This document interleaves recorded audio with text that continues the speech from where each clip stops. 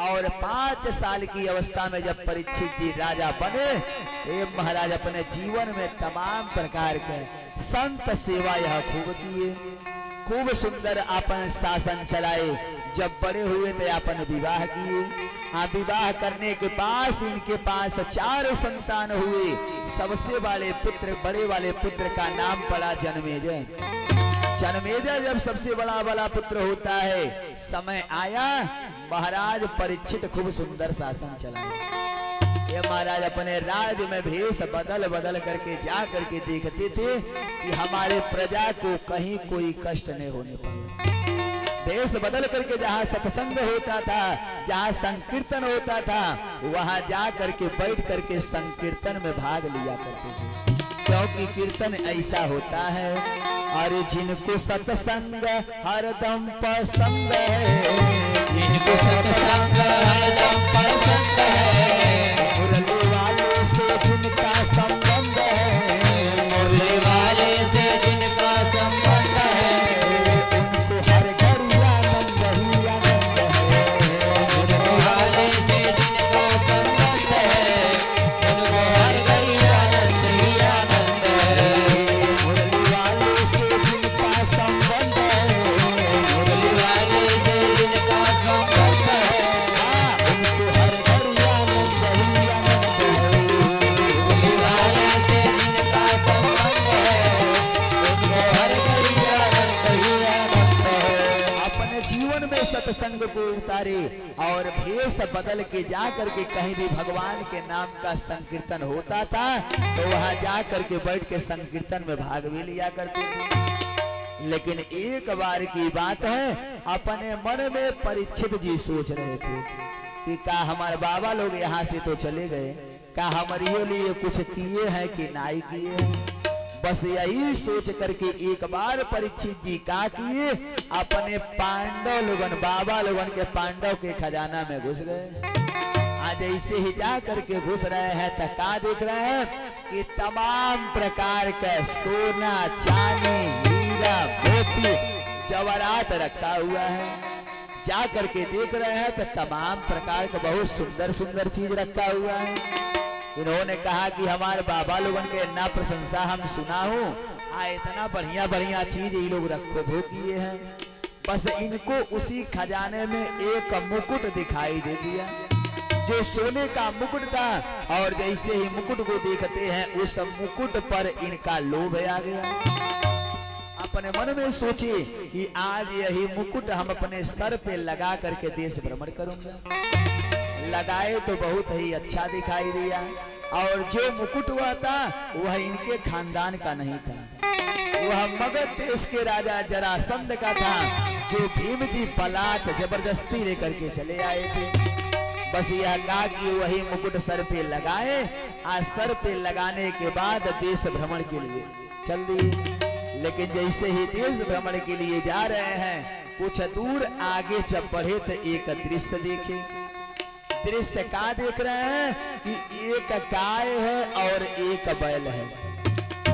एक गाय और एक बैल दोनों आपस में बतिया रहे थे। तब तक एक राजा का पोशाक पहने हुए काला कलूटा आदमी और हाथ में डंडा लिए हुए ही जब यहाँ आ गया और आ करके वही डंडा से मार रहा है और जोर जोर से चिल्लाया है, तुम दोनों यहाँ से भाग जाओ, क्योंकि इस देश में तुम्हारा नहीं हमारा राज्य होगा, इसलिए इस जगह को छोड़ करके तुम दोनों यहाँ से भाग जाओ। जैसे ही गैया और बैला का बतिया सुन रहे हैं, परीक्षित जी महाराज आकर के किनारे एक पेड़ के नीचे से दोनों का बात ध्यान से सुन रहे हैं। और जैसे ही राजा का पोशाक पहने हुए वह डंडा आदमी हाथ में डंडा लेकर के बारिश कर रहा है। गैया तो बेचारी जैसे ही मार रहा है तो ऐसे भग रही है कि अपने शरीर से मल और मूत्र को बाहर करते हुए भग रही है। लेकिन जैसे ही भग रही है, यदि देखिए संसार में एक तरफ सनातन धर्म में लोग कहते हैं कि गाय हमारी माता है, गाय कितनी भी गलती क्यों ना कर दे, गाय हमारे लिए पूजनीय है, इसलिए गाय को कभी मारना नहीं चाहिए। लेकिन बाबू एक तरफ कहते हैं कि गाय हमारी माता है। यदि कर्मकांडियों की देखा जाए तो कर्मकांडी लोग कहते हैं कि कर्म प्रधान विश्व रुचिराता, कर्म प्रधान विश्व रुचिराता, कर्म प्रधान विश्व रुचिराता, कर्म प्रधान विश्व रुचिराता, जो जस करहु सो तस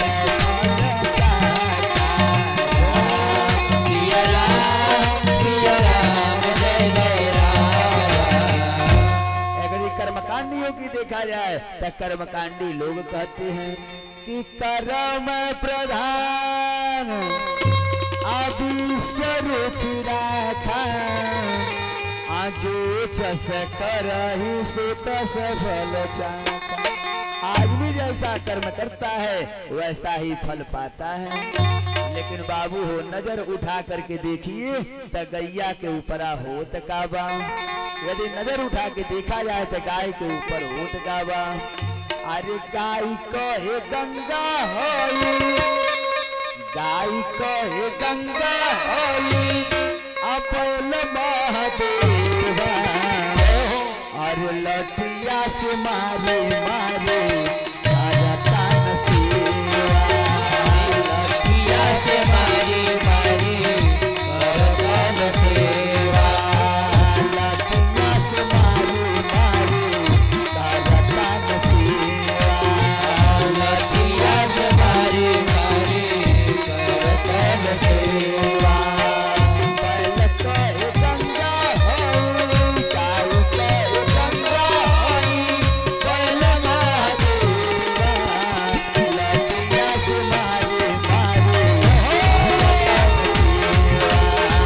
लठिया से मारे मारे सेवा, लठिया से मारे मारे राजा कान सेवा, लठिया से मारे मारे। यदि देखा जाए तो गैया के ऊपर होत गावा। जैसे ही का किए ये हर कहा जाता है कि गाय कितनी भी गलती क्यों न करे लेकिन गाय हमारे लिए पूजनीय है, इसलिए गाय को कभी नहीं मारना चाहिए। लेकिन बाबू हो जैसे ही आ करके यह काला कलूटा आदमी हाथ में डंडा लेकर के मार रहा था तब तक तो परीक्षित जी धनुष और बाण लेकर के बाहर आ गए। तुम दोनों जल्दी से रुक जाओ, मैं तुम दोनों का बात बहुत ध्यान से सुन रहा था।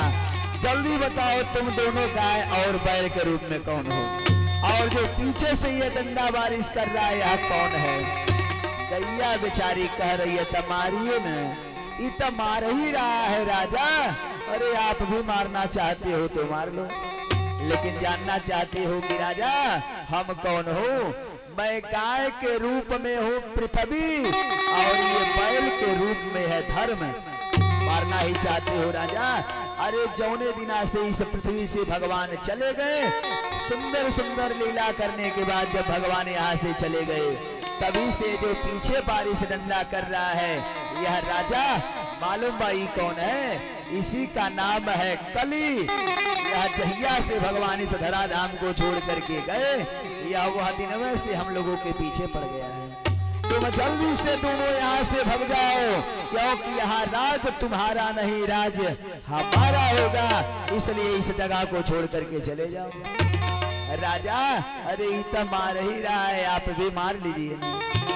जैसे ही जब परीक्षित जी महाराज सुन रहे हो हमारे गांव में हमारे देश में पृथ्वी की ये दशा, धर्म की ये दशा, आज यहाँ का राजा मैं हूँ। अरे हमारे जीना ही व्यर्थ है, मैं काहे के लिए यहाँ रहा हूँ, क्योंकि अपने जीवन में सत्संग जरूर किए थे। जब परीक्षित जी सुन रहे हैं कि हमारे राज्य में पृथ्वी की ये दशा, धर्म की ये दशा, जहाँ जब धर्म ही नहीं सुरक्षित है, जहाँ पृथ्वी ही नहीं सुरक्षित है, वहाँ का राजा मैं हूँ। तुरंत कहा कि ये धनुष और बाण लिए, धनुष बाण लेकर के तुरंत कली की तरफ घूम गए और तुरंत कहते हैं कि अब तुम मरने के लिए तैयार हो जाओ।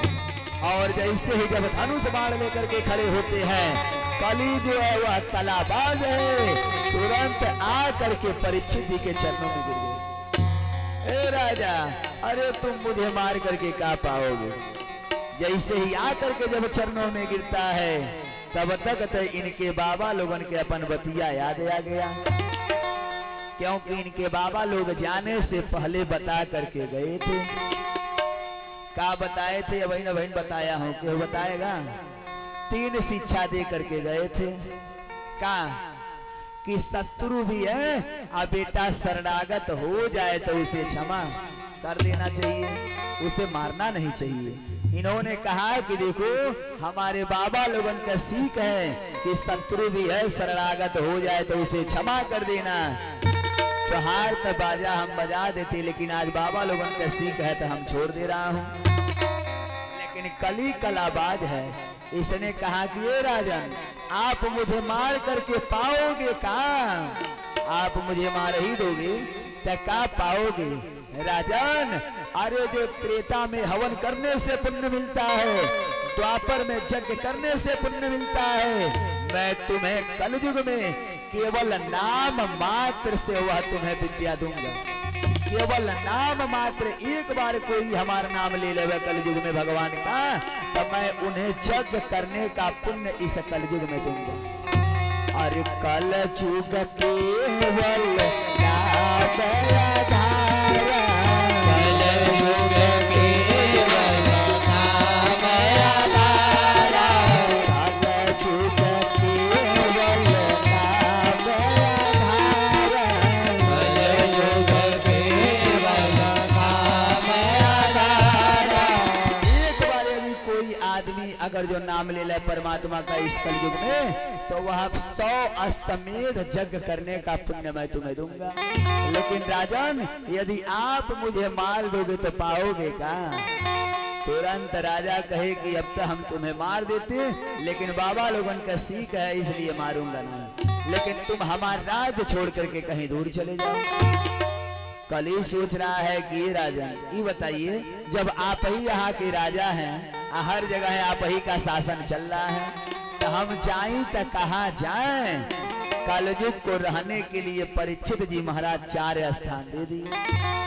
कहे कि ये 4 जगह चले जाओ, क्योंकि जब आकर के चरण पकड़ लिया, देखिए स्पर्श का बहुत बड़ा असर पड़ता है।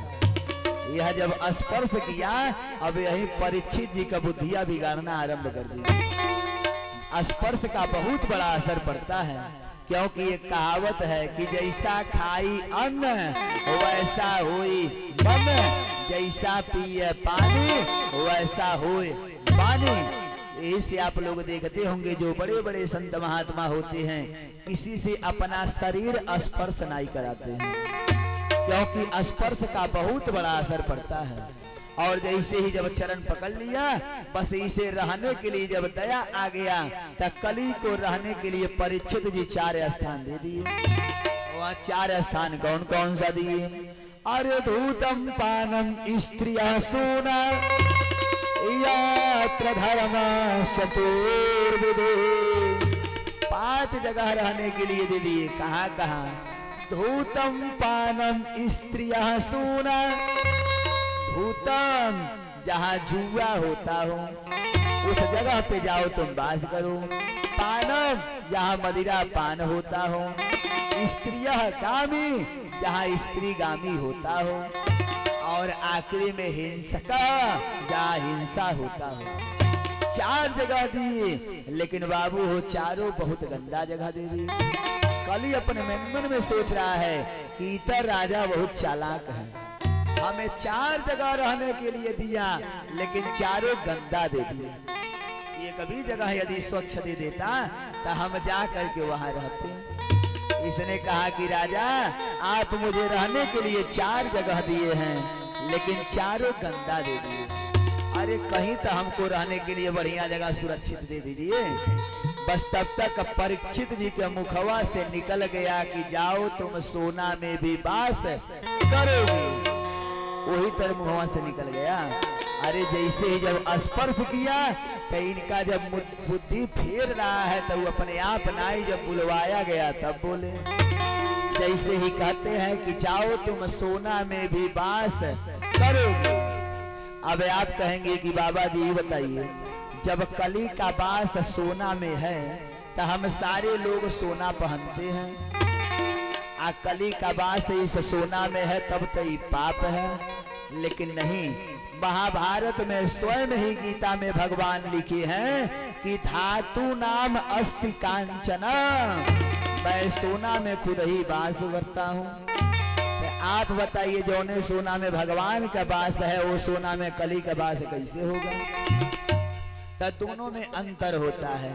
जो सोना परिश्रम से कमाया हुआ सोना होता है, अपने मेहनत से कमाया हुआ सोना होता है, उसमें भगवान का वास होता है।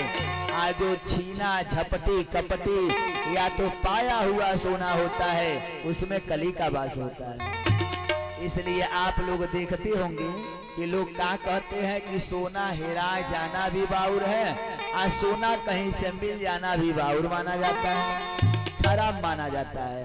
यही के नाते, क्योंकि हराम का सोना वह मिलने वाला होगा, उसमें कली का वास होता है, इसलिए उसमें दोष पाया जाता है। और जो सोना अपने परिश्रम से खरीदा हुआ रहता है, वह सोना में परमात्मा का वास होता है। जैसे ही कहे कि जाओ तुम सोना में भी वास करोगे। परीक्षित जी सर पे सोने का मुकुट लगाए थे, अरे तुरंत उठा और आ करके इनके सर पे सवार हो गया। और जैसे ही जब सर पे सवार होता है, अब तक इनकर बुद्धि बिगाड़ना आरंभ कर दिया। आदमी जरा सा गलती करता है तो लोग क्या कहते हैं कि बेटा आज तुहार काल मलराता। बाबू हो जे करे कपारे खुद ही कली सवार होकर के घूम रहा है, ओकर का दशा होगा। जैसे ही कली आकर के सर पे बैठा है, अब राजा का बुद्धि बिगाड़ रहा है। राजा कभी भी घोड़े का सवार नहीं किया करती थी, लेकिन उस दिन घोड़े का सवार करके और राजा जंगल की तरफ चल दिए। लेकिन जैसे ही जंगल की तरफ जा रहे हैं, बस राजा को बहुत जोरों से प्यास लगी। आज जंगल में राजा जा रहे हैं, चारों तरफ तड़प रहे हैं और वह जंगल में पानी खोज रहे हैं, लेकिन पनिया जब रहेगा तब तो दिखाई देगा। आज ऐसे ही राजा जंगल में जा रहे हैं, बहुत जोरों से प्यास लगी, हर जगह पानी खोज रहे हैं। और पनिया खोजे भूमि बन पर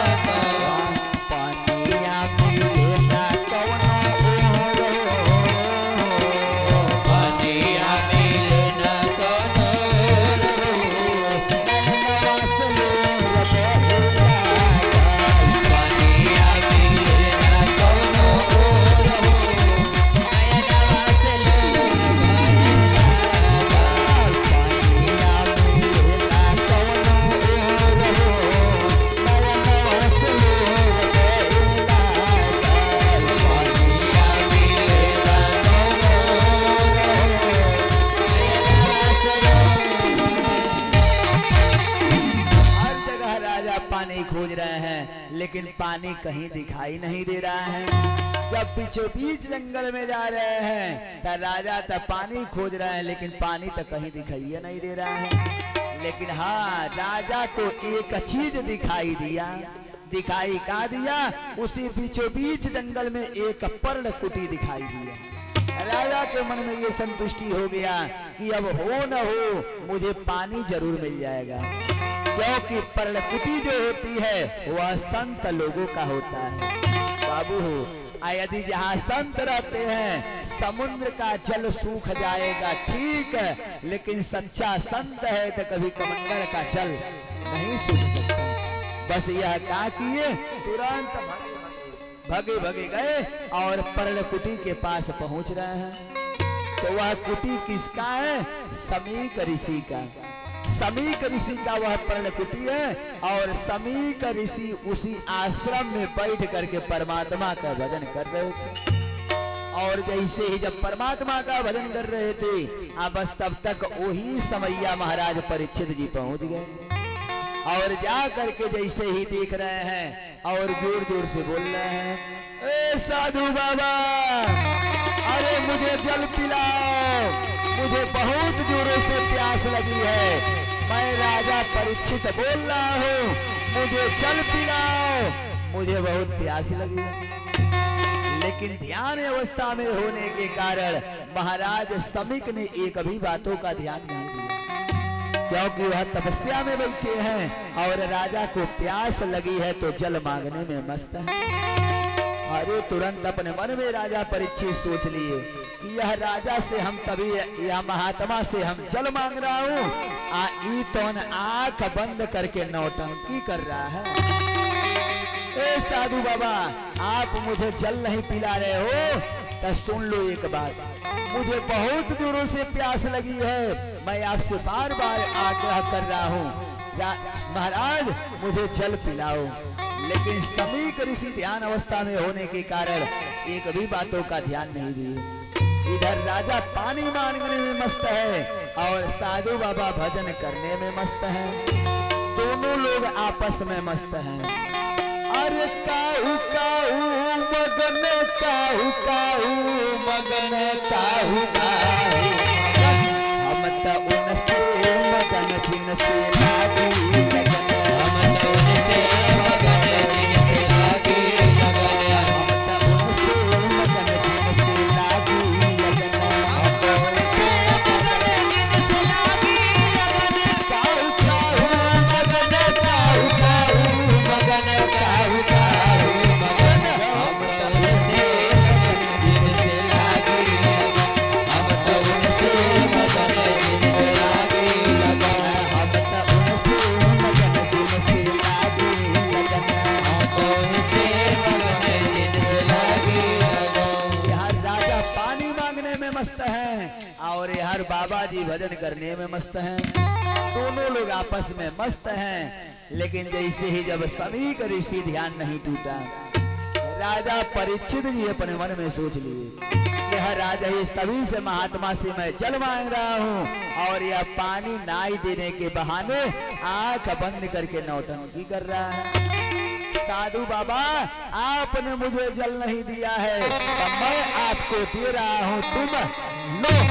बस तुरंत क्या किए, राजा उसी आश्रम से बाहर आए और बाहर आकर के देख रहे हैं तो एक मरा हुआ सर्प बाहर दिखाई दिया। उस नाग को उठाए, अपने बाण के नोक पर उठाए और उठा करके ले जाके समीक ऋषि के गले में, और जैसे समीक ऋषि के गले में डालते हैं तब तक बोलिए सच्चे दरबार की।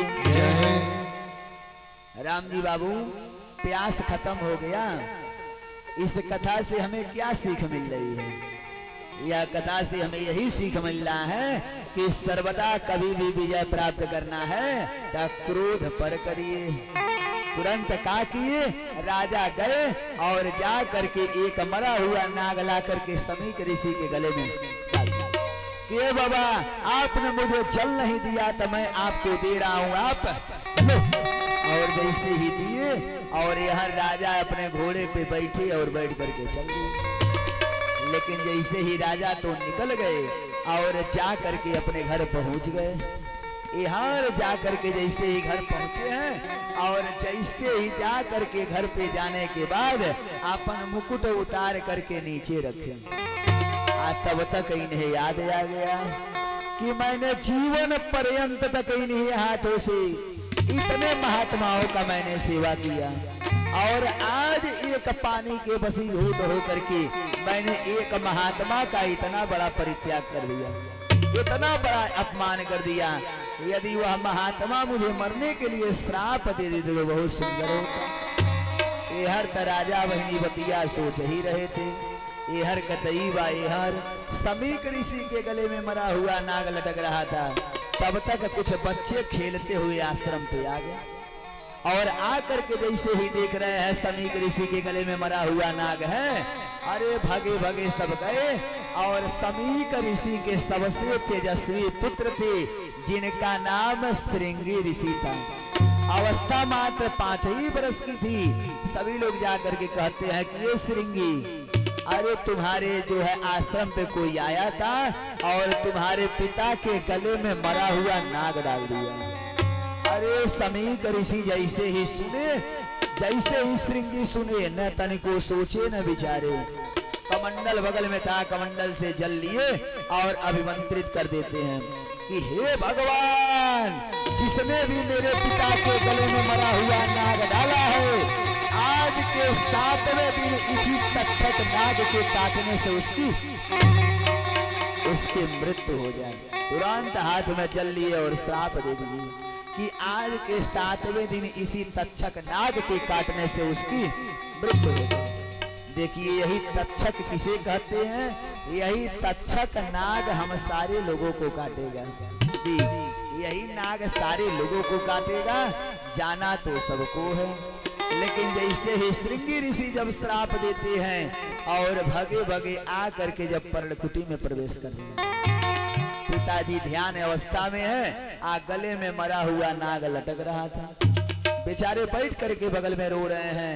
और जैसे ही जब रुदन सुनते हैं, समीक ऋषि का ध्यान टूटा। देख रहा है, बेटा श्रृंगी क्या बात है, काहे के लिए रो रहे हो? श्रृंगी जी ने कहा कि पिताजी, आपके गले में कोई मरा हुआ नाग डाल दिया है। और जैसे ही कहते हैं कि आपके गले में कोई मरा हुआ नाग डाल दिया, नाग को निचाल करके ले जा करके श्रृंगी ऋषि बाहर कर दिए और कहते हैं कि पिताजी, यही कष्ट है कि आपके गले में कोई मरा हुआ नाग डाल दिया है। समीक ऋषि कहते हैं, तो बेटा कहीं करे बदला में तूने श्राप तो नहीं दे दिया? श्रृंगी जी कहते हैं, पिताजी हमने तो श्राप दे दिया। इन्होंने कहा कि बेटा, अरे वह राजा था और राजा का कर्तव्य होता है कि इस प्रजा को दंड देना। राजा चल करके हमारे वहां इस प्रजा के पास आया और आ करके इस प्रजा से पानी मांगा, लेकिन इस प्रजा ने राजा का चरी का जरा भी ध्यान नहीं किया। इसलिए राजा का कर्तव्य होता है कि अपने प्रजा को दंड देना, इसलिए राजा ने इस प्रजा को दंड दे दिया। लेकिन हे बेटा, कहीं तूने तो उसे श्राप तो नहीं दे दिया? श्रृंगी जी कहते हैं कि पिताजी हमने तो उसे श्राप दे दिया। क्या श्राप दिए हो? पिताजी मैंने श्राप दिया है कि आज के 7वें दिन नाग के काटने से उसकी मृत्यु। इन्होंने कहा कि बेटा इतना तुम बहुत गलत कर दिए हो। अच्छा एक काम करो, अब किसी एक शिष्य के द्वारा एक पत्र लिख दो। अरे बेटा वह राजा है, आज जब वह जान जाएगा कि 7 ही दिन में हम मर जाऊंगा, तो अपने मुक्ति का कोई न कोई उपाय वह कर लेगा। इसलिए एक पत्र लिख दो और पत्र लिख करके राजा के वहां भेज दो। बस तुरंत कहा कि श्रृंगी जी हाली हाली पत्र लिखे और पत्र लिख करके एक शिष्य जिसका नाम गौरमुख बताया जाता है, यही गौरमुख के द्वारा वह पत्र को दिए और पत्र को दे करके भेज दिए राजा के वहां। और जैसे ही अब शिष्य गौरमुख लेकर के जा रहा है पत्र को, और ले जा करके राजा परीक्षित के हाथ में दे दिया। परीक्षित जी जैसे ही अब इन्हें सोच विचार रहे थे कि राजा यदि वह महाराज मुझे मरने के लिए श्राप दे देते तो बहुत सुंदर होता।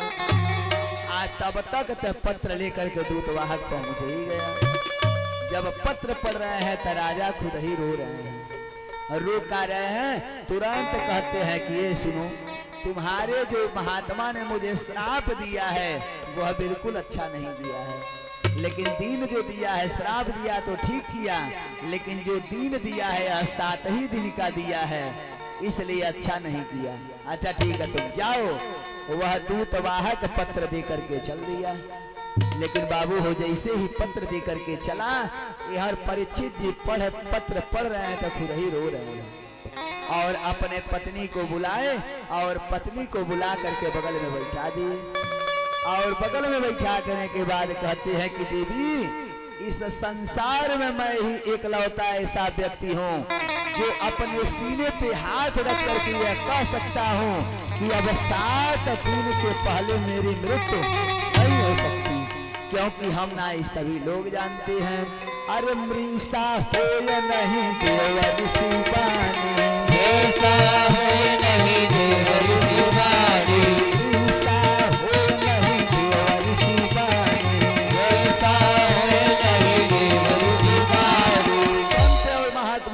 वाणी कभी गलत नहीं हो सकती। इसलिए देवी अब मैं ही इकलौता ऐसा संतान हूँ जो अपने सीने पे हाथ रख करके यह कह सकता हूँ कि अब 7 दिन के पहले हमारी मृत्यु नहीं हो सकती। क्यों है माई कलाल जो 7 मिनट चैलेंज दे करके दिखा दे। ये महाराज कोई नहीं जानता है, क्योंकि यह शरीर ना, यह क्षणभंगुर है, क्षणभंगुर। पल भर में क्या हो जाएगा कोई जानने वाला नहीं है, जानने वाला है। अरे यहाँ आदमी कथा सुन रहा है, अगली मीटिंग सुन पाएगा कि नहीं सुन पाएगा यह कोई नहीं जानता है, क्योंकि यह शरीर नाई क्षणभंगुर है। पल भर में क्या हो जाएगा कोई जानने वाला नहीं है। अरे ईतन है माटी का घड़ीला, ईतन है माटी का घड़ीला, ईतन है माटी का घड़ीला, ईतन है माटी का घड़ीला। ठोकर लगत फूट जाए, ठोकर लगत फूट जाए, भजन करे भाई ये जीवन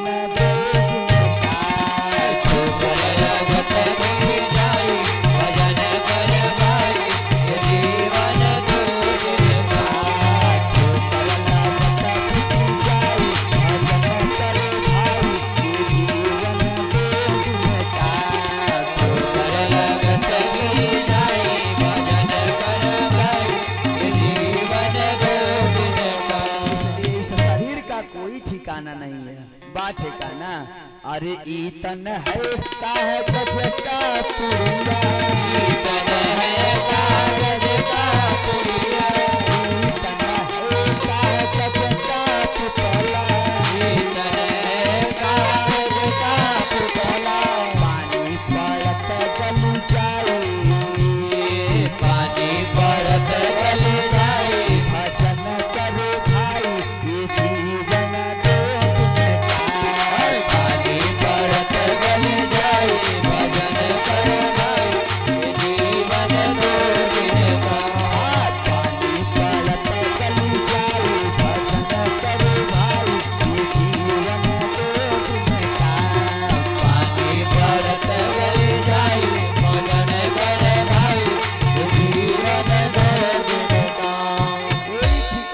शरीर में नहीं है कि कब आदमी यहाँ बैठा है, कब बैठ पाएगा कि नहीं बैठ पाएगा, क्योंकि यह शरीर नहीं है।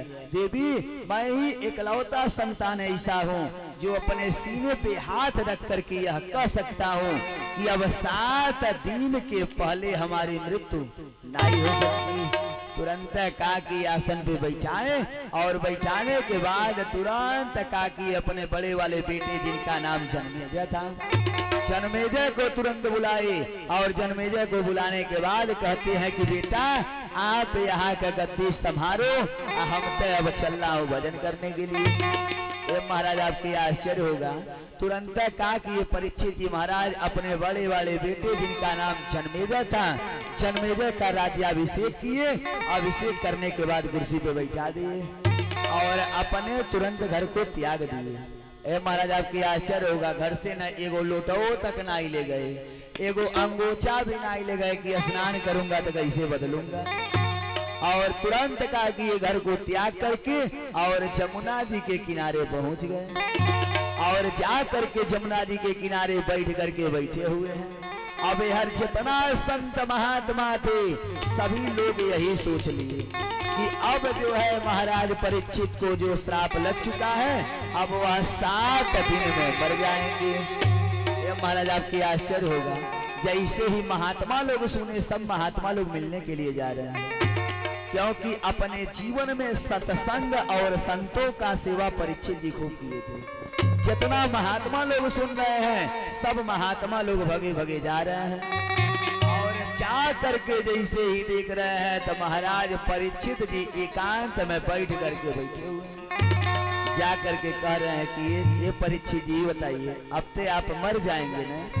इन्होंने कहा ये महाराज अभी तक तो हमने सुना था कि वह ऋषि कुमार ने मुझे श्राप दिया है, लेकिन आज मुझे पता चला कि ऋषि कुमार ने मुझे श्राप नहीं मुझे बहुत बड़ा आशीर्वाद दिया है। क्योंकि ये महाराज मिलने के लिए तमाम प्रकार के महात्मा जी गए। अत्रि जी गए, चैवन जी गए, वशिष्ठ जी गए, देवल जी गए, देवराज जी गए, भृगु जी गए, अंगिरा जी गए, कश्यप जी गए, वामदेव जी गए, हजारों संत महात्मा लोग गए। और जैसे ही जब जाते हैं, इन्होंने कहा अभी तक मैं यही समझ रहा था कि ऋषि कुमार ने मुझे श्राप दिया है, लेकिन आज मुझे पता चला कि ऋषि कुमार ने मुझे श्राप नहीं, बहुत बड़ा आशीर्वाद दे दिया कि आप इतना बड़े बड़े संत महात्माओं लोगों का मुझे दर्शन हो गया। अरे मेरा जीवन धन्य हो गया। लेकिन हे गुरुदेव, गलती यही किए हैं, महात्मा मुझे श्राप दिए हैं, बहुत ठीक किए, लेकिन जो दिनवा दिए हैं, यह दिनवा 7 दिन का दिए हैं। तनी दिनवा कुछ और बढ़ा देते तो तनी बड़का जग वगैरह हम भी कर लेते इन हाथों से तो अच्छा रहता। इन्होंने कहा ये गुरुदेव ये बताइए, जो यह जान जाए कि अब हम जल्दी मर जाऊंगा, तो जल्दी मरने वाले व्यक्ति को क्या करना चाहिए? इतना बता देते तो बहुत सुंदर होता कि जो यह जान जाए कि हम मर जाऊंगा, तो जल्दी मरने वाले व्यक्ति को क्या करना चाहिए? इन्होंने कहा ये महाराज आपके आश्चर्य होगा, जितना महात्मा लोग थे ये हुए बतिया का जवाब नहीं दे पाए कि जल्दी मरने वाले व्यक्ति को क्या करना चाहिए। लेकिन सुखदेव जी महाराज जब आए तो उत्तर दिए कि जो यह जान जाए कि अब हम जल्दी मर जाऊंगा, तो जल्दी मरने वाले व्यक्ति को क्या करना चाहिए कि बैंक से पैसा निकाल के हाली हाली होके खा जाए। आखिर का होई पैसा रख के? बोलिए सच्चे दरबार की जय। आखिर इतना ले कमा के रखल रही का होई? नहीं माता जी, बोलिए वृंदावन बिहारी लाल की जय। उन्होंने कहा कि गुरुदेव इतना बता दीजिए कि जल्दी मरने वाले व्यक्ति को क्या करना चाहिए। अब इसके बाद बहुत ही सुंदर कथा है, लेकिन ये सारी चर्चाएं हमारी और आपकी अगले मीटिंग में